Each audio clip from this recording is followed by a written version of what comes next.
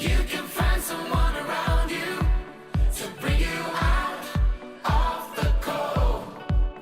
But you don't ever have to hide what you really feel inside. So put 'em up too high. We can walk together with our heads up in the sky. So put 'em up tonight. We can come together. We won't give up on the fight.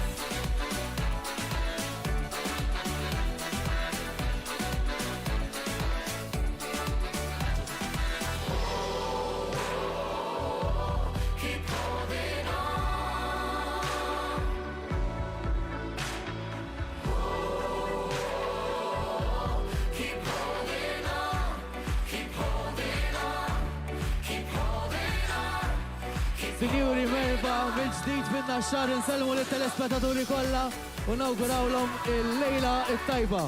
Ħanatu bidu għal diskorsi li għanna għalikom il-lejla. Ngħidilkom grazzi ħafna li minkejja li hija daqsxejn kesħa xorta waħda tinsabu hawnhekk magħna u qegħdin tgawdu dan l-ewwel mastrelli li għandna f'din il-kampanja elettorali. U sinjuri, nilqgħu magħna mill-ewwel id-Deputat Prim Ministru u Ministru għas-Saħħa Chris Fearn hawn huwa. Deputat Prim Ministru u Ministru għas-Saħħa li tant ħadem u kien spalla għal Prim Ministru tagħna Robert Abela biex dawn is-sentejn li għaddew Malta baqgħet flimkien. U Malta baqgħet tispikka fost il-pajjiżi Ewropej kollha għaliex għandna tim b'saħħtu fost l-oħrajn id-Deputat Prim Ministru Chris Fearn.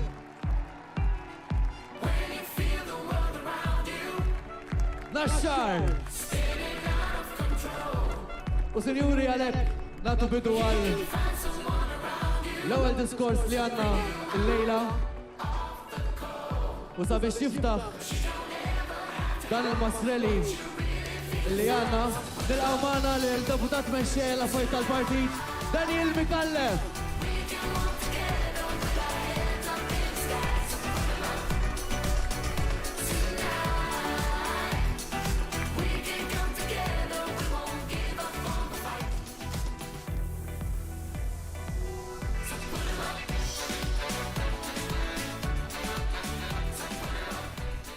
Grazzi naxxar ta' din il-merħba mill-isbaħ.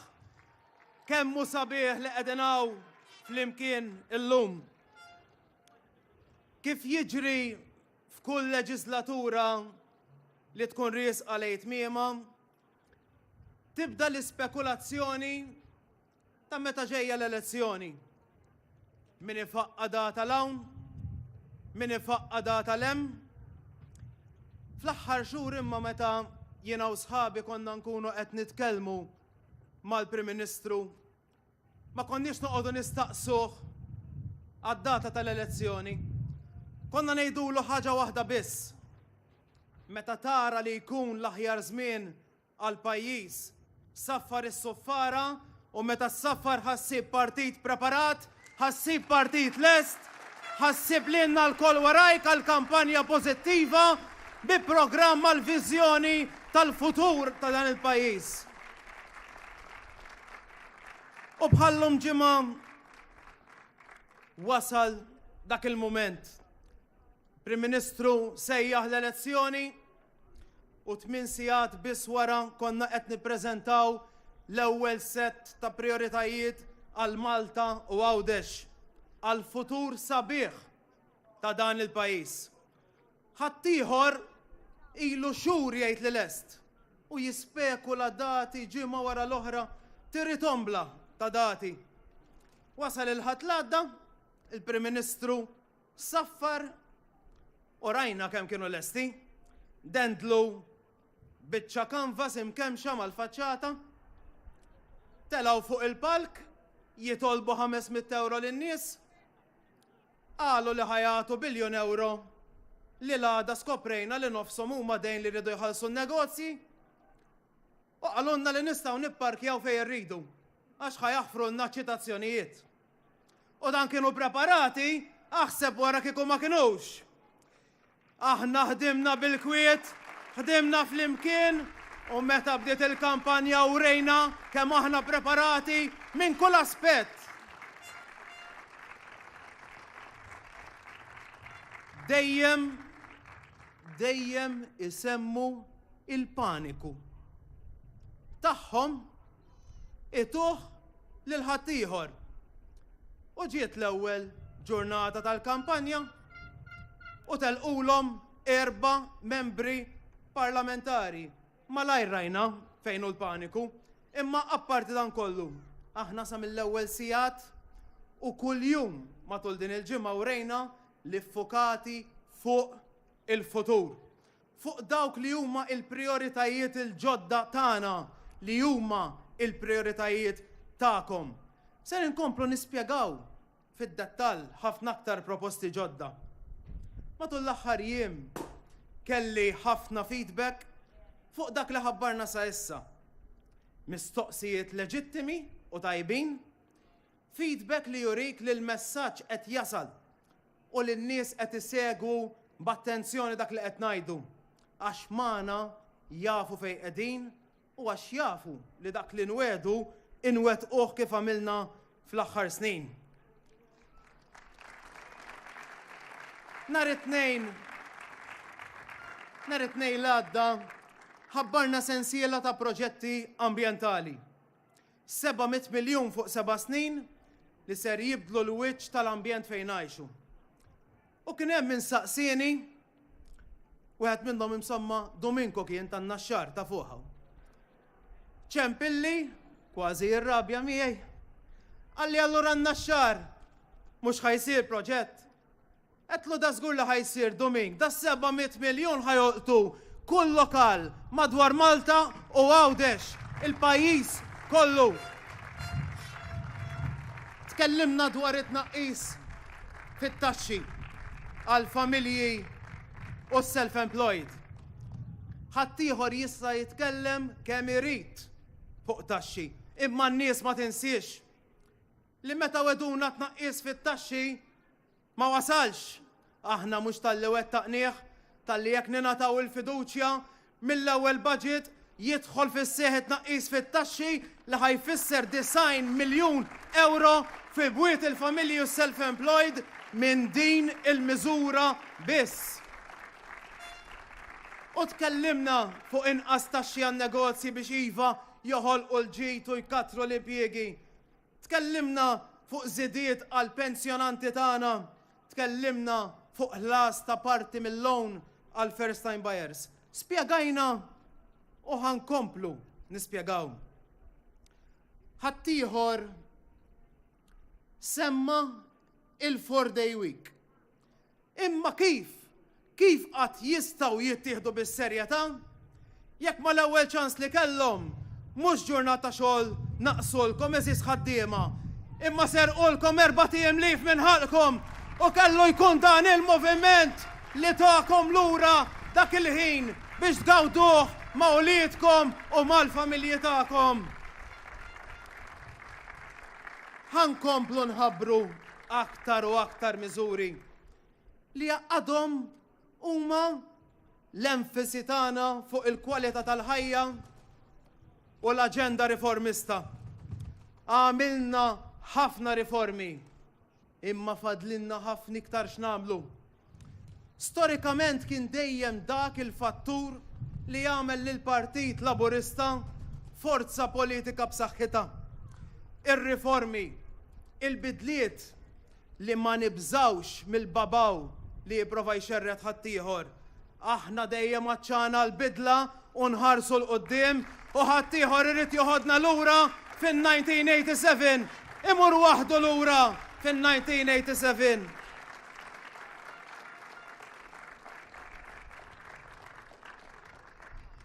Tal-Partit Nazzjonalista qed jistaqsu wkoll meta ħireġ il-manifest tagħna. Qabel xejn nerġa' nfakkarhom 8 sigħat wara li ssafret l-elezzjoni aħna mhux morna indendlu l-kanvas inkemmex, imma morna quddiem in-nies bl-ewwel set ta' prijoritajiet u komplejna nħabbru matul il-ġimgħa diversi miżuri u hekk ser inkomplu nagħmlu. Magħna n-nies intom tafu fejn qegħdin, tafu li dak li nwedu għax nafu li jista' jsir, tafu li dak li nwedu għax hemm ir-rieda li jsir. U l-prijoritajiet il-ġodda tagħna huma l-prijoritajiet il-ġodda tagħkom. U jekk hemm inħaseb li dak li kellna xi nħabbru tħabbar ngħidilkom fadal ħafna u ħafna x'naqsmu magħkom fil-ġranet illi ġejjin. U għax ma nsejġ. Jekk Bernard Grek irid ikun jaf, m'għandix problema ngħidlu. Il-manifest tagħna beda x-xogħol fuqu bil-proċess tal-mittidea. Sena u nofsilu. U l-qafas tiegħu ilu lest mis-sajf l-għadda. Iżdiva aħna komplejna niddialogaw, komplejna nikkonsultaw, komplejna niltaqgħu mal-imsieħba soċjali qed tarawhom jippreżentaw f'daw il-ġranet ukoll l-idejat tagħhom. U nħallu l-ħaddieħor li qed ħabbat fuq sidru jgħid kemm hu preparat. Aħna inkomplu naħdmu bil-kwiet u bil-galbu mingħajr daqta trombi u nħallu lin-nies tiġġudika min hu preparat biex imexxi lil dan il-pajjiż.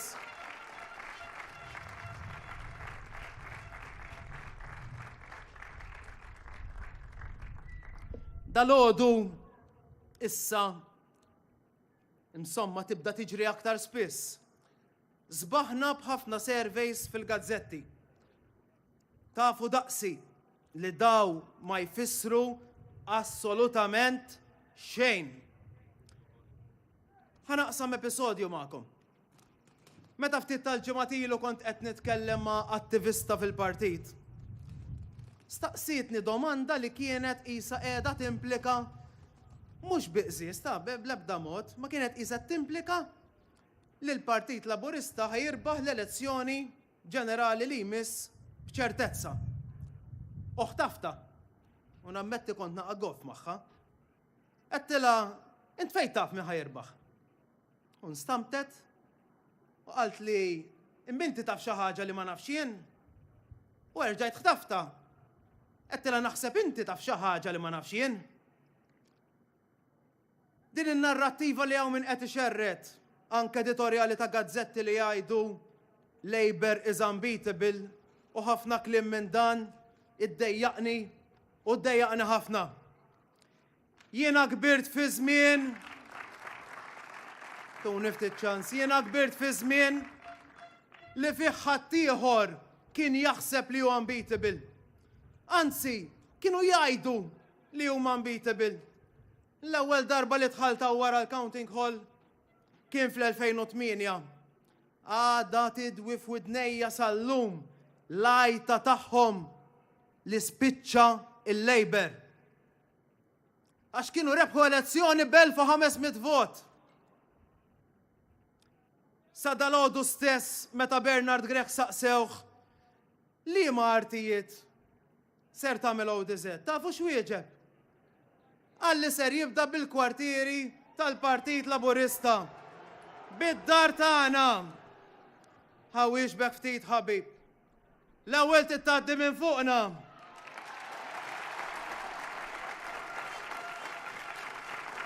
L-ewwel tittgħaddi minn fuqna.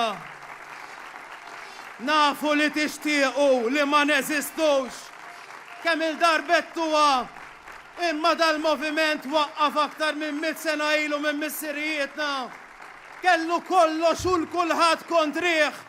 U baqa' hemm u għadu għaw u ser jibqgħu. U la ta' qablek Bernard Grech u la inti u laqqas ta' warajk mu ħajħottu dal-moviment għax dal-moviment huwa n-nies. Huwa intom li qegħdin hawn, huwa intom li qed isseguna fi djarkom. U kieku, ma tarax bajnejk u tisma' b'widnejk, laqqas temmen. Rajtuh x'qal l-Onorevoli Mario Gallia? Kif trattawh? Pilastru tal-Partit Nazzjonalista dan. Trattawh bl-aktar mod kattiv insellimlu minnaw l-Onorevoli Mario Gallia. Għamlu hekk lilu, aħseb warak jagħmlu lilek jekk ittihom iċ-ċans. Kienu għadhom jibqgħu l-istess għax huma l-istess nies. L-arroganza, il-prepotenza waslu li dawk li jgħidu li spiċċa l-Labour farku il-partit tagħhom stess. Daw in-nies li qasmu l-partit tagħhom sta għalikom li ma tħalluhomx jifirdu pajjiż. Għalhekk irridu nżommu saqajna mal-art. Għalhekk irridu nżommu saqajna mal-art. Aħna wkoll ejja nkunu ċari. Storikament anka riċenti ħafna kellna żminijiet li kienu ibsin u li kienu diffiċli, anzi diffiċli ħafna. Ħriġna minn dan iż-żmien b'saħħitna għal żewġ raġunijiet biss. Qabel kollox, għax f'Roberta Bela għandna mexxej li urina kemmu kapta msaħħtu fil-Maltemp li żamm pajjiż u partit maqut fil-Maltemp aħseb wara fil-Bnazzi.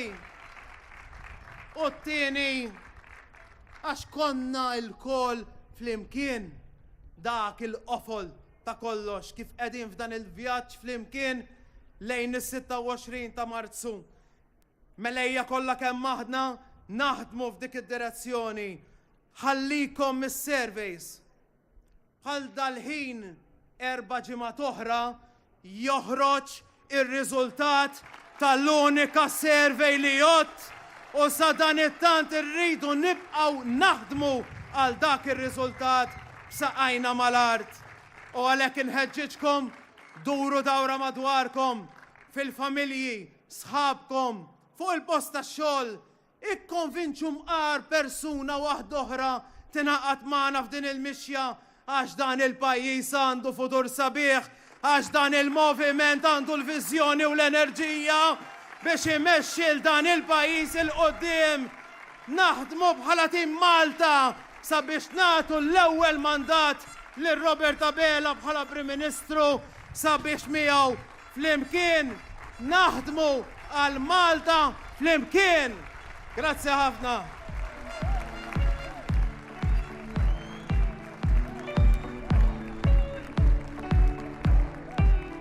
When you feel the world around you spinning out of control,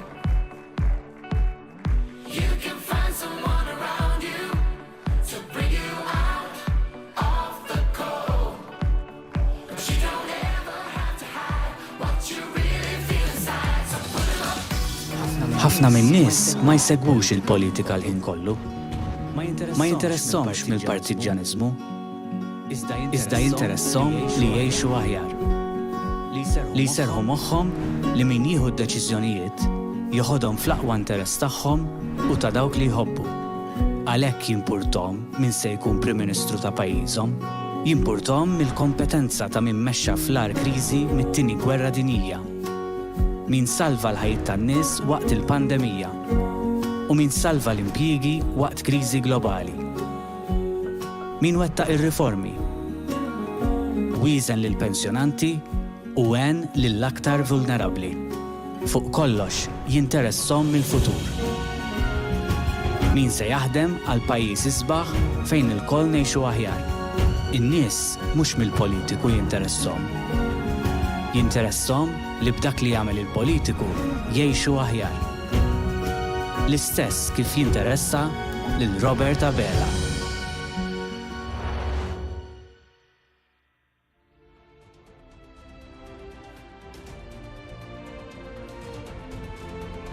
Sinjuri, il-moment li nilqgħu magħna wara l-ewwel ġimgħa ta' din il-kampanja elettorali Malta flimkien. Il-persuna li fis-26 ta' Marzu li ġej se jwassalna għall-elezzjoni ġenerali. Sinjuri għalikom, il-Prim Ministru u mexxej tal-Partit Laburista Roberta Bela, akkumpanjat mill-mara tiegħu Dr. Lidia Abela. Hawnhekk fin-naxxar, Sinjuri, il-Prim Ministru ta' Malta, Robert Abela. Dr. Lidia Abela.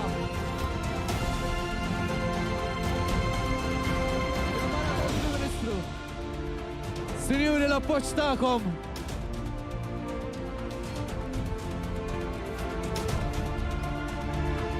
Malta flimkien.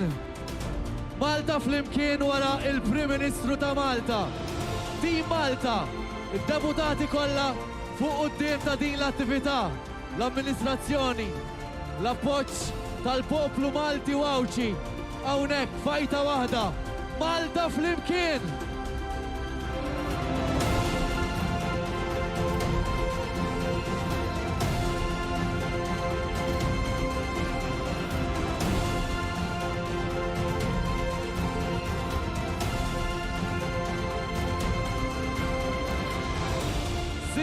Il-Prim Ministru ta' Malta, Roberta Bela, Sinjura Lidia Abela. Grazzi tal-appoġġ tagħkom minn qalbna. Grazzi tal-appoġġ kbir fl-ewwel ġimgħa ta' kampanja elettorali. L-ewwel ġimgħa li aħna konna qrib tagħkom u se inkomplu nkunu qrib tagħkom dawn il-jiem li ġejjin. Naddu għalhekk għad-diskors tal-Prim Ministru Robert Abela. Grazzi Naxxar, grazzi lilkom li qed tibqgħu tingħaqdu magħna. Grazzi li temnu f'Malta flimkien. Flimkien nistgħu inwettqu l-isbaħ affarijiet.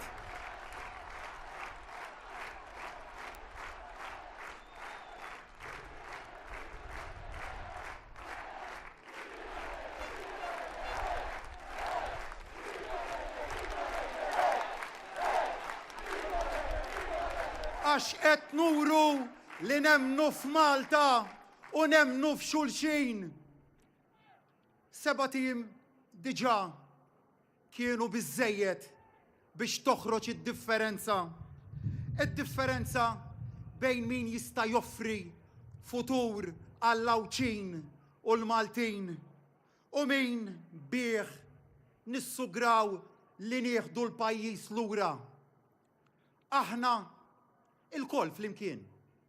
Erġajna qed nuru b'mod ċar kif nistgħu noffru futur mibni fuq l-għaqda u l-pożittività. Ħaddieħor reġa' nqasam fl-aktar jum li suppost kien u der maqut. Mbagħad il-ġimgħa aħna ressaqna sensiela ta' proposti b'saħħithom li se jagħmlu differenza kbira fil-kwalità tal-ħajja tal-Maltin u tal-Lawċin. Ħaddieħor beda billi wieħed dak li ilu jeżisti diġà. Għalli se joħloq setturi ekonomiċi ġodda li ilna naħdmu biex insaħħuhom u ħud ħloqnihom aħna stess u ippropona li se jkun qiegħed inedihom. Il-ġimgħa mbagħad reġa' kellna l-aqwa konferma tas-suċċess tal-politika ekonomika tagħna fl-aħħar ta' Jannar. Meta d-tbassir tal-qatt tiftakru f'Jannar, anzi f'Marzu tal-2020 kellna tbassir ta' 50,000 persuna qiegħda. F'Jannar li għadda, tafu kemm kien il-qatt f'pajjiżna 1117. L-inqas rata ta' qatt li qatt kellu pajjiżna fl-istorja tiegħu. Dak huwa r-riżultat ta' meta jkollok il-Malta flimkien qiegħda taħdem. Lanqas pandemija ma waqfet lil tim Malta. Aħseb wara x'nistgħu niksbu jekk nibqgħu naħdmu flimkien. Sodisfatt ukoll illi reġgħet kienet ġimgħa li tatna aħbar pożittiva oħra. Dik li matula pajjiżna ġie l-ewwel fil-lista ta' drittijiet tal-persuni LGBTIQ. U fl-istess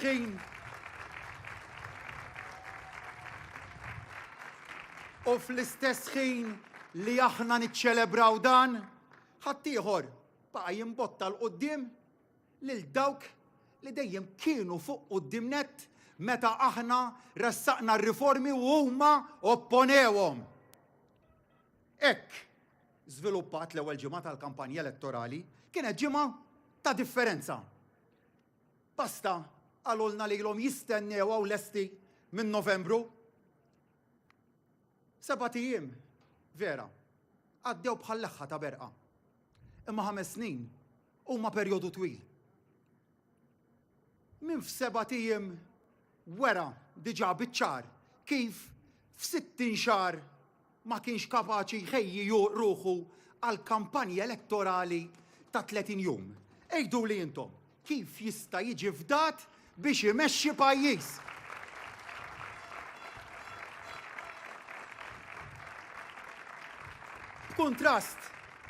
Kontrast aħna f'sentejn iffokajna fuq kif immexxu pajjiż f'pandemija, fi kriżi medika, soċjali, ekonomika.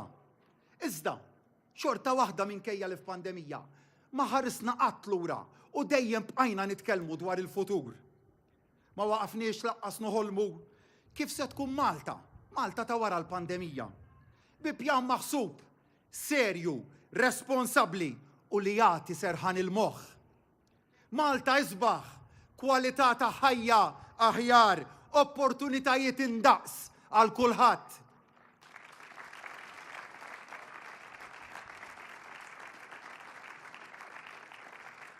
Dawlanijiet nistgħu nilħquhom fil-5 snin li ġejjin. Mhux kollox se jkun faċli. Qed ngħixu f'dinja b'ċirkostanzi partikolari. Fl-aħħar sentejn waqt il-pandemija rajna x'ikun l-impatt ta' kriżi internazzjonali. Rajna kif dal-mument bħalissa erġajna għandna sfida partikolari. Gwerra ġewwa l-Ewropa stess. Li minkejja li l-bot mixtutna se teffettwa lilna wkoll bħala Maltin. Huma ta' ċirkostanzi partikolari mbagħad illi ifakruna aktar forsi minn drabi oħra kemm l-għażla ta' tmexxija tal-pajjiż hija importanti. Kemm anke meta nkunu urejna l aħna pajjiż b'saħħtu, irridu nżommu tmexxija soda, kompetenti, kredibbli u li toffri stabbilità meta madwarna hawn it-taqlib. Għax it-tmexxija tal-pajjiż ħbib tiegħi mhijiex logħba, mhijiex il-ħolma ta' xi individwu. It-tmexxija tal-pajjiż timbet mill-imħabba li jkollok lejh. Min imexxi l-pajjiż irrid ikollu proġett għalih. U l-proġett tagħna huwa li nkunu gvern għan-nies kif konna waqt il-pandemija. Jekk ħarsu x'qed jiġri madwar l-Ewropa, madwar il-bqija tad-dinja, kontijiet tad-dawl, tal-petrol, tad-diesel, telajn kullimkien, magħna tafu fejn qegħdin. Lanqas żidna d-dawl, il-petrol u d-diesel imqar b'ċenteżmu wieħed. U se nibqgħu nassiguraw is-serħan il-moħħ. Aħna nifhmukom u rridu mmexxu pajjiż għalikom. Ma tistax qatt taspira li tmexxi pajjiż għax ikun hemm klikka ta' nies li tkun għażlitek poġġietek fuq is-siġġu biex tmexxi lil partit f'isima għall-kumdità tagħhom. Aħna differenti. Jien pjan wieħed u ċar għandi. Dak li tkunu komdi intom, in-nies, l-Awċin u l-Maltin.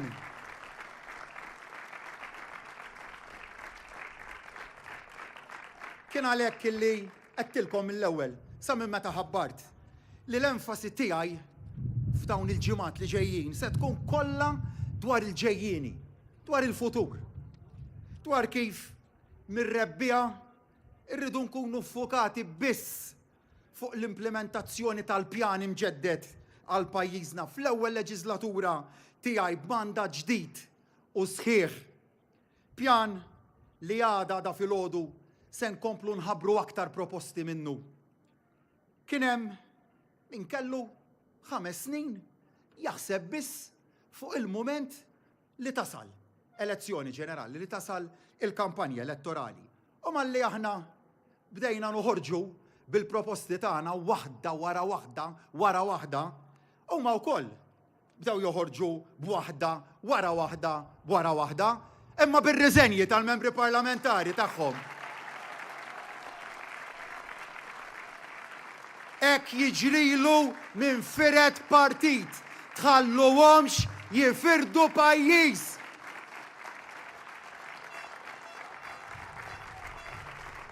Dil-ġimgħa ħbib tiegħi. Dil-ġimgħa ħabbarna 5 proposti ewlenin, imma dan għadu biss il-bidu. Għandna pjan settur. Pjan b'elf proposta, pjan b'elf proposta lejn il-futur ta' pajjiżna. Mit-tideja, tlaqna mill-proċess ta' mit-tideja li minnhom nibtu daw l-1000 proposta. 1000 proposta li nibtu minnkom, minnant in-nies. U lesti nisimgħu iżjed. U għalhekk illi se nibqgħu nkunu fostkom fit-toroq tal-irħula u tal-ibliet tagħna, fil-pjazzezz tagħna. Għax hemm fejn nistgħu nitkellmu direttament magħkom. U fuq kollox aħna dal-pjan fassalni ħan-nies u rridu nispjegawh lin-nies. Għax intom il-prijorità tagħna. Intom li tagħmlu tim Malta.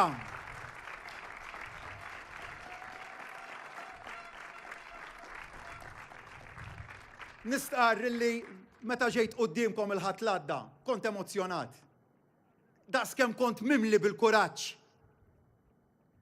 Minn dakinhar flimkien ma' Lidja, flimkien mat-tim tagħna, bdejt ngħix ġranet mill-isbaħ. Għax x'hemm isbaħ? Milli titkellem man-nies dwar il-futur. Qed nerġgħu nuru li aħna poplu li fejn jidħol isem pajjiżna ninaqdu pon wieħed. Għax aħna poplu li nemnu f'xulxin, aħna poplu li jinteressana minn xulxin. Fuq kollox aħna poplu li nħobbu lil xulxin.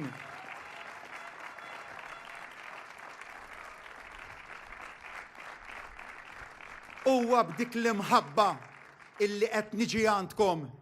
Inħobbu lil pajjiżna u għalhekk irridu nagħmlu ħisbaħ. Se ninvestu 700 miljun euro fuq medda ta' 7 snin għal proġetti ambjentali biex nagħmlu lil dan il-pajjiż isbaħ u aħjar. Dan tal-proġett, tas-sensiela ta' proġetti ta' 700 miljun euro se jkunu l-isbaħ u l-ikbar programm ambjentali li qatt kellu pajjiżna.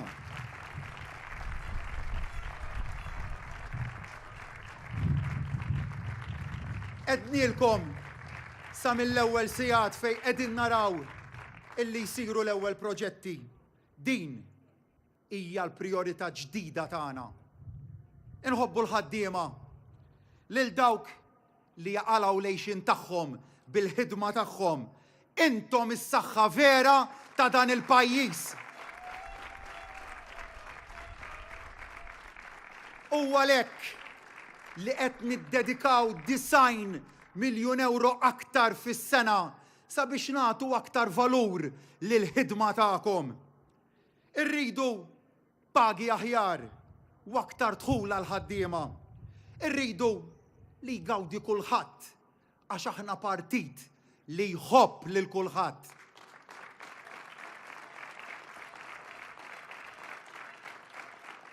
Għalhekk dak li qed nipproponu aħna se jgawdi minnu kulħadd. Lil dawk li ma jħallsux taxxa se nkunu qed insaħħulhom iċ-ċekk tar-rifużjoni tat-taxxa. Mill-oħrajn kollha li jaħdmu u jħallsu t-taxxa se naraw li jorħsilhom il-kont tat-taxxa tagħhom.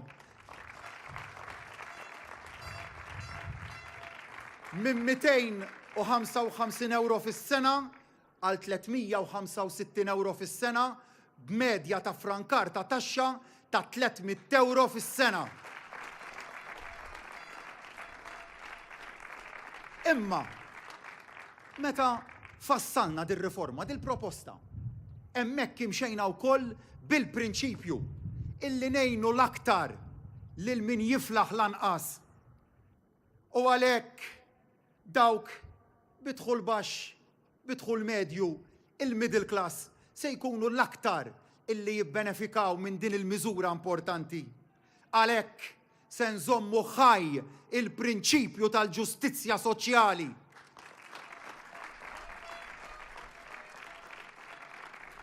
U bħalma nħobbu l-ħaddiema, aħna nħobbu l-pensjonanti tagħna.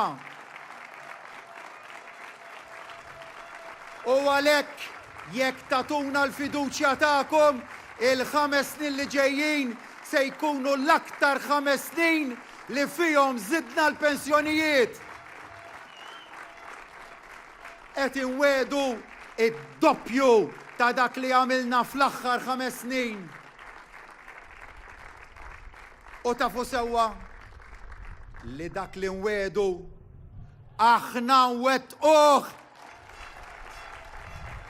talli nagħtu aktar milli nwedu. Inħobbu wkoll lil dawk li stinkaw biex bnew in-negozju tagħhom għax hekk ħolqu l-ġid u ħolqu l-impjiegi. Hekk għenu lil pajjiżna biex jibqa' jimxi l qudiem. Kienu sħab magħna waqt il-pandemija għaliex ma keċċewx ħaddiema bla bżonn. Issa flimkien man-negozji tagħna irridu nibnu dan il-futur sabiħ għal pajjiżna. Għalhekk wasal il-żmien għall-ewwel darba fl-istorja ta' pajjiżna illi naqsu r-rata tat-taxxa tagħhom ukoll.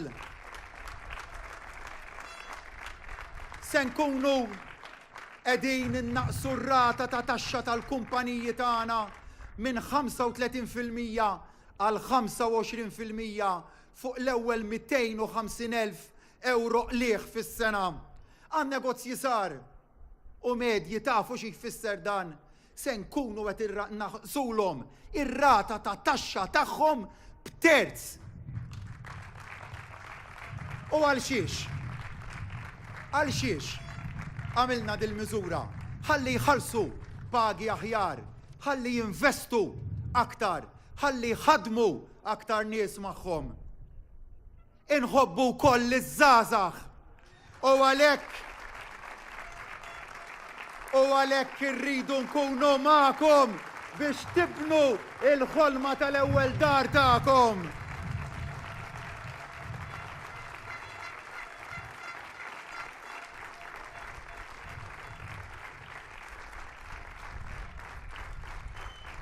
€100,000 euro fis-sena għal medda ta' 10 snin ta' ħlas mill-gvern tas-self tagħkom.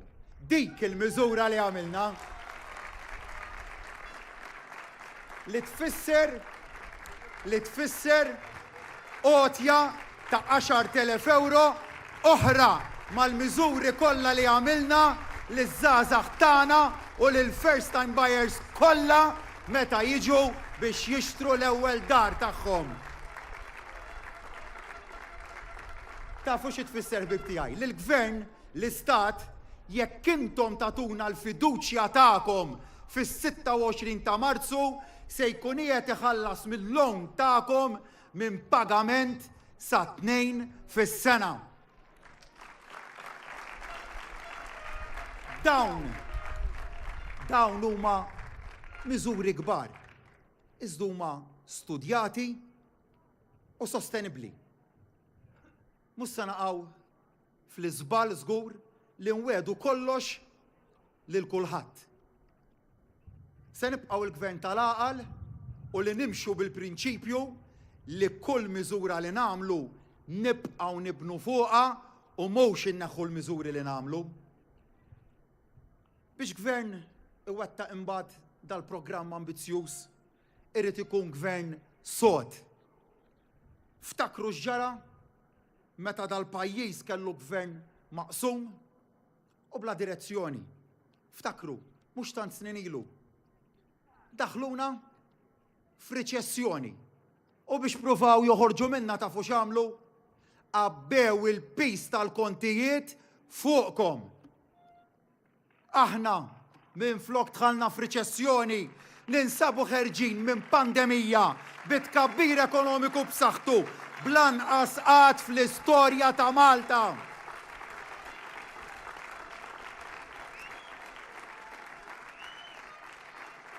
U għalhekk ħbib tiegħi, konfidenti dwar il-futur. Din il-ġimgħa komplejna nħabbru it-tnaqqis fir-restrizzjonijiet marbuta mal-pandemija. Fl-istess żmien li se nkunu qed niddeċiedu dwar il-futur ta' pajjiżna, il-ħajja se tkun reġgħet lura n-normal. U kulħadd ikompli jaħdem għal-futur. Futur li se jarana inkomplu nwettqu ir-riformi. Se nħabbru fil-jiem li ġejjin aktar riformi importanti. Għax pajjiż ġust jagħti l-istess opportunità lil kulħadd. Bħalma kulħadd irid ikollu l-opportunità biex jaħdem, biex ikollu daru. Kulħadd ukoll irid ikollu l-istess opportunità biex jibni l-familja tiegħu. Irridu bħala pajjiż nagħtu appoġġ sħiħ lill-ġenituri kollha. Minn meta jiġu biex isiru ġenituri għal meta tfal jibdew l-iskola. Għal meta b'sagrifiċċju it-tfal minflok ikomplu jaħdmu, ikomplu jistudjaw. Gvern immexxi minni se jkun magħkom f'kull mument.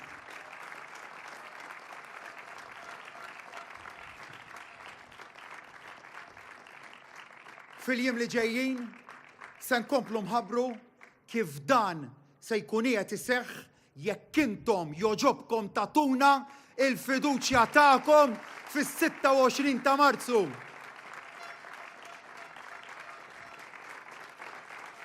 U jekk dan kollu li qed nitkellem magħkom temnu fih, allura l-istedina tiegħi għalikom biex naħdmu għalih flimkien.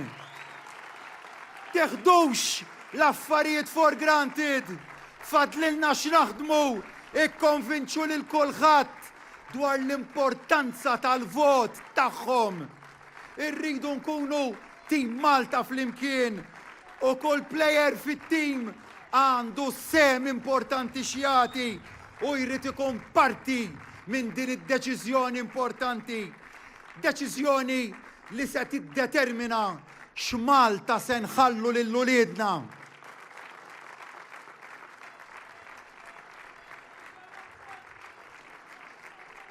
Binti il-bieraħ għal 10 snin. Nistqar magħkom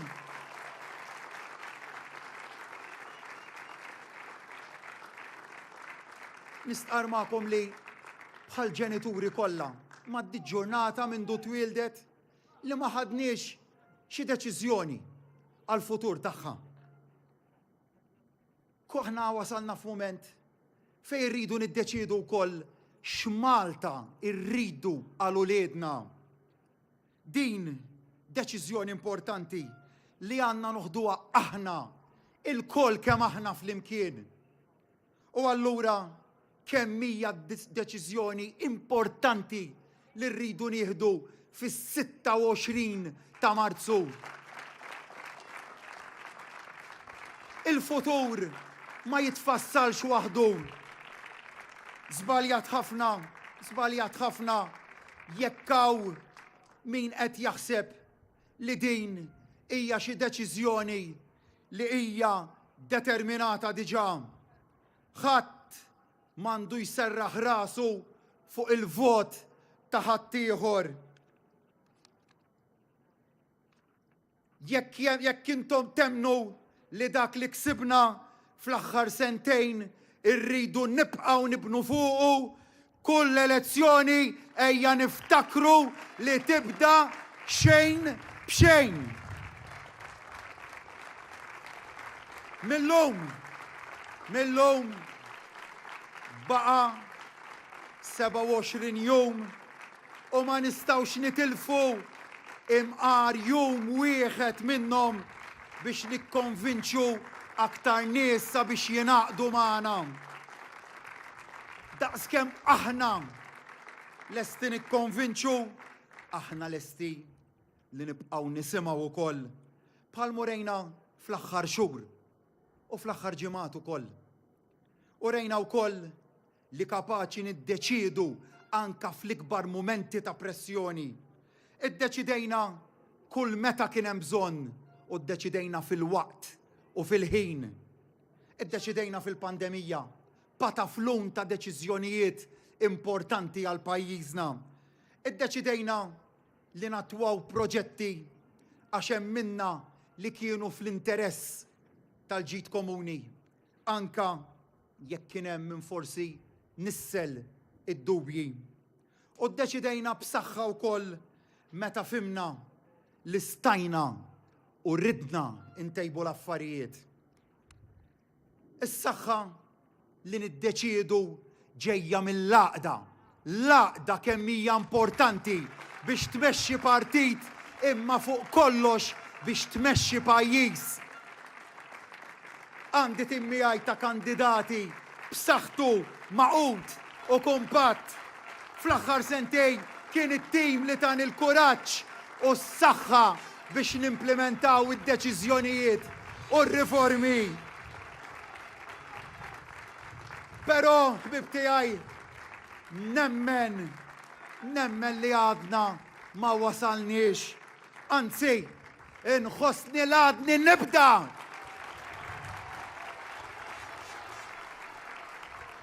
Dak li nixtieq għal Malta se nkompli naqsmu magħkom fil-jiem li ġejjin.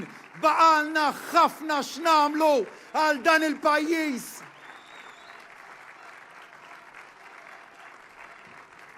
Imbagħad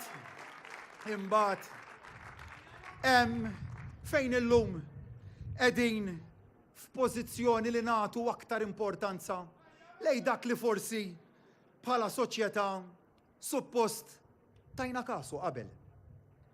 Hemm fejn is-soċjetà nbidlet mal-modija ta' żmien u jeħtieġ li nwieġbu għar-realtajiet il-ġodda tal-lum. U hemm fejn is-soċjetà nbidlet imma da ma nbidlitx biżżejjed.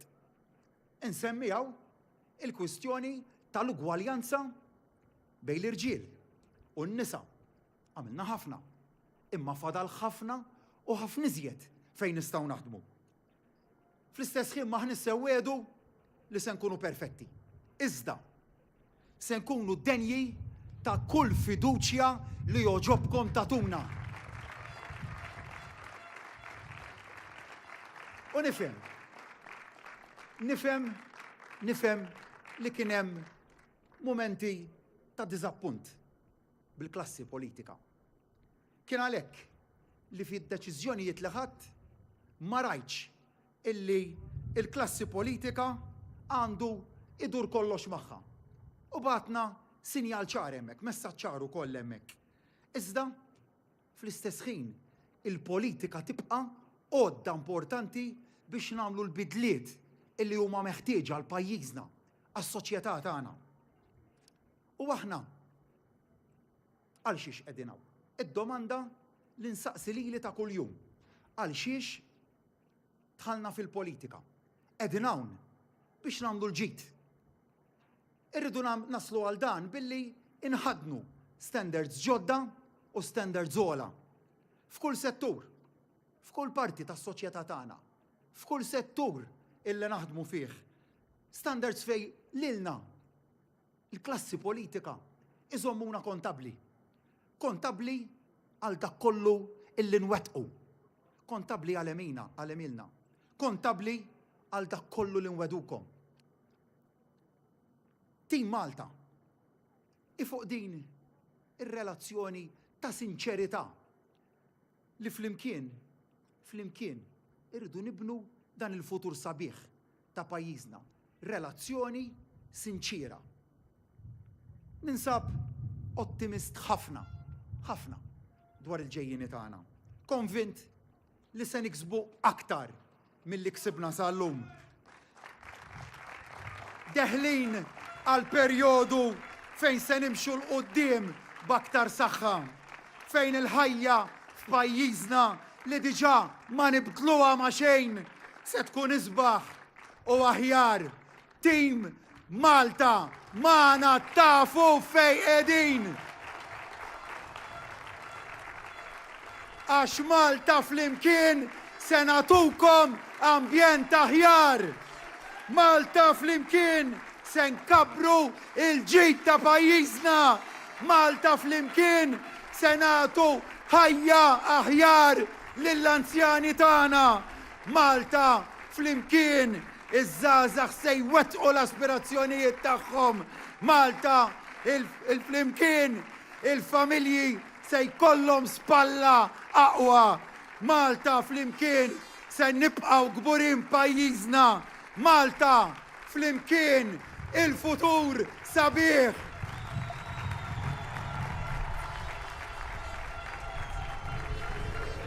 Grazzi minn qalbna lill-Prim Ministru ta' Malta u mexxej tal-Partit Laburista, Robert Abela.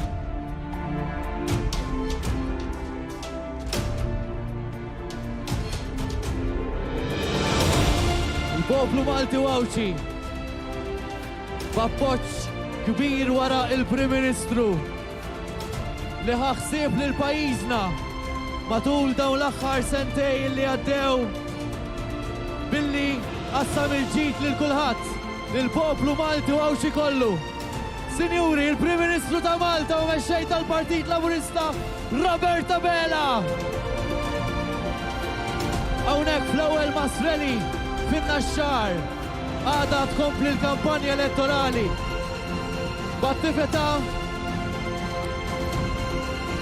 minn Birkirkara. Nilqgħu magħna wkoll lid-Deputat Prim Ministru u Ministru tas-Saħħa Chris Fern. Nilqgħu magħna wkoll id-Deputat mexxej għall-affarijiet tal-Partit, is-Sur Daniel Mikallef, il-Perit Daniel Mikallef. Nilqgħu magħna wkoll il-President tal-Partit Laburista, Dr. Ramona Attart. Kif ukoll lill-mara tal-Prim Ministru, Dr. Lydia Abela. Sinjuri, tmexxija tal-Partit Laburista, it-tmexxija ta' pajjiżna fis-26 ta' Marzu illi ġej, il-poplu Malti wawċi meħtieġ li jagħti l-appoġġ tiegħu sabiex Malta tkun isbaħ, Malta tkun aħjar. Il-poplu Malti wawċi jażel l-għaqda.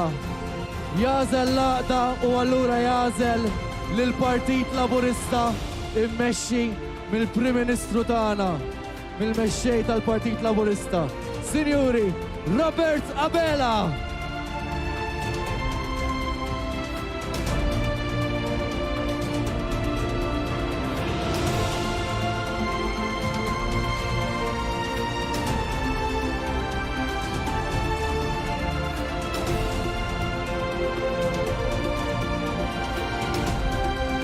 Malta flimkien tkompli għada fis-6:30 ta' filgħaxija niltaqgħu Birkirkara.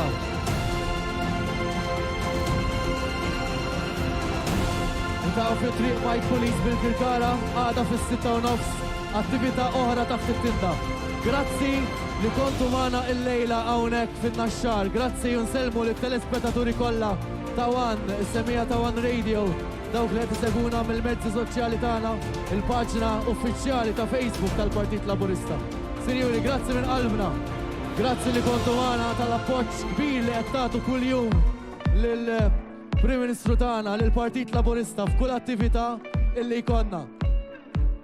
Prim Ministru qalb in-nies, qalb il-Maltin u l-Awċin. Grazzi sinjuri, il-lejli tajb il-kulħadd.